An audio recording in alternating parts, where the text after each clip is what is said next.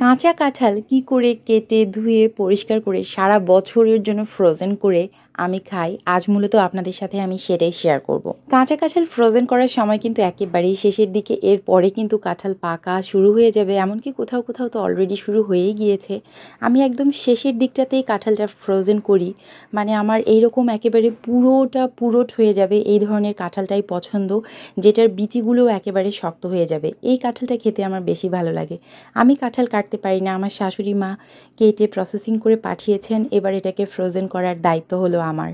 তো কাঁঠাল প্রথমেই আমি আমার সিঙ্কে নিয়েই, তার কারণ এখানে বিশাল সাইজের একটা পুরো কাঁঠাল আছে, এটা অন্য কোথাও পরিষ্কার করাটা খুব টাফ হয়ে যাবে। আর পরিষ্কারটা আমি খুব ভালো মতোই করি, কেননা ফ্রোজেন করা থাকবে, পরে আর এটা আমি পরিষ্কার করতে পারবো না। এদিকে বিশাল সাইজের 2 কড়াই ভর্তি পানি আমি একেবারে ফুটিয়ে নিয়েছি। ফুটন্ত পানিটাতেই আমি কাঁঠালটা হালকা সেদ্ধ করে নেব। তার আগে আমি এই পানিটাতে অ্যাড করি খুব সামান্য পরিমাণ লবণ আর হলুদ। এটা কোনো টেস্ট করবে না, কিছু না, জাস্ট মনের শান্তির জন্য। পরে যখন রান্না করব সমস্ত মশলাটাই পড়বে। তো এই যে ফুটন্ত গরম পানি, এটাতে আমি সব কাঁঠালগুলো দিয়ে দিই আর ঢেকে আমি এটাকে সেদ্ধ করে নিই 5 মিনিটের মতো। খুব বেশি আমি এটাকে কুক করি না, ওভারকুক হয়ে গেলে খুব প্রবলেম। জাস্ট আমি এটাকে 70% সেদ্ধ করে নেব আর কি। তবে এই কাজটা ঢেকেই করি, তাহলে একটু দ্রুত হয়। মিনিট 5 পর ঢাকনা তোলার পর এই তো এটার অবস্থাটা এরকম হবে। এই অবস্থায় এগুলোকে একটা ঝাঁঝরি বা ছাঁকনিতে নিয়ে পুরোটা পানি ফেলে দিয়ে খুব ভালো মতো ফ্যানের বাতাসে ঠান্ডা করে নিতে হবে। ঠান্ডা হয়ে যাবার পর আমি এগুলোকে আলাদা আলাদা বক্সে বা পলিতে করে সারা বছরের জন্য আমার ফ্রিজের ডিপ পোর্শনে আমি এগুলো স্টোর করি। এখন আপনাদের সাথে শেয়ার করি আমি কি করে আমার এই ফ্রোজেন কাঁঠালগুলো রান্না করি। তো প্রথমে তেল গরম হয়ে গেলে সেখানে দিয়ে দিই আমি গরম মশলা, সব ধরনের গরম মশলাই এখানে আমি দিই।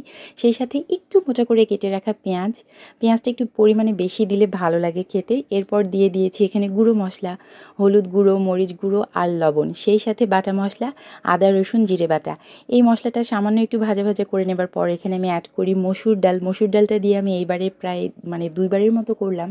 এছাড়া অন্যান্য সময় আমি বুটের ডাল দিই, বেশ ভালো লাগে। সেক্ষেত্রে বুটের ডালটা 2-1 ঘন্টা ভিজিয়ে রাখতে হবে। ডালটা সামান্য একটু পানি দিয়ে ভুনিয়ে নিয়েছি। এরপর এখানে আমি অ্যাড করে দিয়েছি আমার ফ্রোজেন করে রাখা সেই কাঁঠাল। দেখুন এভাবে আমি পলিতে করে রেখেছিলাম, আপনারা চাইলে বক্সেও রাখতে পারেন। আর এটাকে কিন্তু কোনোভাবে ডিফ্রস্ট করার দরকার নেই বা পানিতে দেবার দরকার নেই, যেহেতু পুরোটাই পরিষ্কার, সরাসরি এভাবে দিয়েই রান্না করে ফেলতে পারবেন। আমি তো ঠিক এভাবেই করেছি। এটাকে বেশি গুঁতোগুতি করারও দরকার নাই, সামান্য একটু পানি দিয়ে লো টু মিডিয়াম আঁচে যদি রাখা হয় 5 মিনিটের মতো, দেখবেন এটা পুরোটাই এভাবে খুলে এসেছে। কাঁঠালটা প্রায় 70%-এর মতো রান্না হয়েই আছে, তাই খুব একটা বেশি এখানে রান্না করতেও হবে না। মশলাটাও অলরেডি ভুনে আছে, সব মিলিয়ে প্রায় 15-20 মিনিট রান্না করলেই এই রান্নাটা কমপ্লিট। আমি এখানে আরও একটু পানি দিয়ে দিয়েছি যাতে নিচ থেকে ধরে না যায় আর মশলাটা খুব ভালো মতো কাঁঠালের ভেতর পর্যন্ত যেতে পারে। ঝাল মরিচ তো আপনার পছন্দ অনুযায়ী আপনি দেবেন, বাদবাকি মশলা আমি এরকমই দিই।